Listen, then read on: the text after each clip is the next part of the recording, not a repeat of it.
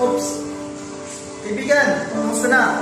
Alam mo ba, sabi ng Panginoon sa kanyang salita, anak, mahal na mahal kita at hindi kita iiwan. God is with us, God is with you, God is with me. Ang Panginoon po ay kasama natin. Alam mo ba kapatid, sa mundong ito, ikaw at ako ay may problema o tayong lahat ay may mga suliranin sa buhay. Pero alam niyo ba, ang sabi ng Panginoon sa kanyang banal na kasulatan, ikaw o tayong lahat, kapag tayo ay nahihirapan, nabibigatan sa ating mga problema at pasanin sa buhay, tayo ay lumapit sa Kanya at tayo Kanyang bibigyan ng kapahingaan. Kaibigan, sa Panginoon po tayo ay may kapahingaan.